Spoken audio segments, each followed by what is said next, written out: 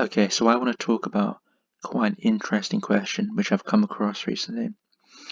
And the question is, every prime number apart from 2 and 3 is either 1 above or 1 below a multiple of 6. And the question is, can you explain why that is?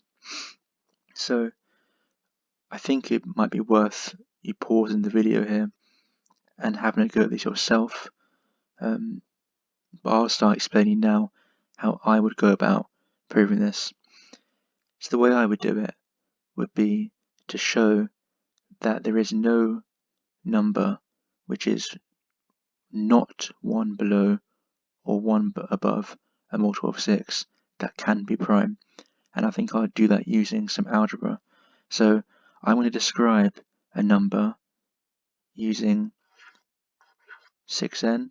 So if a number can be described using 6n, that would be to say that it's a multiple of 6. So for example, 60 would be 6n, where n is 10. So a number could be 6n. A number could also be 6n plus 1. It could be 6n plus 2, 6n plus 3, 6n plus 4, or 6n plus 5. And for any whole number, it can be described using one of these 6 descriptions.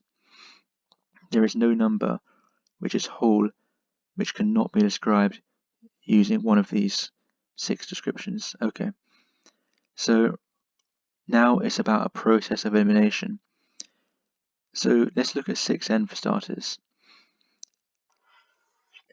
If a number is divisible by 6, which 6n will be, it can't be prime, because 6 will be a factor of it. So we can eliminate 6n. So that's to say that a number which can be described as 6n cannot possibly be prime. Okay, let's look at 6n plus 2 now. If a number can be described as 6n plus 2, it must be a multiple of 6. And if that number is a multiple of 6, it must also be a multiple of 2, because it will be even. If it's a multiple of 2, and then you add 2 to it, the final number, 6n plus 2, will also be a multiple of 2.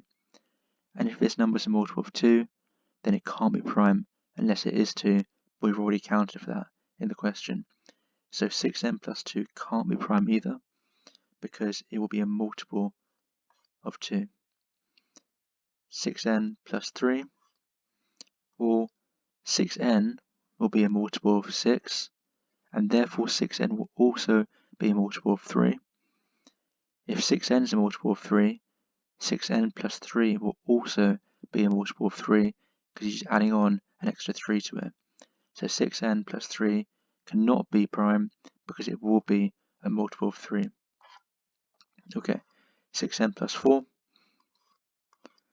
or 6n would be a multiple of 2, like we discussed before, and if you add 4 to it, you're adding on another couple of 2's, so once again 6n plus 4 cannot be prime because it'll be a multiple of 2, which only leaves 6n plus 1 and 6n plus 5.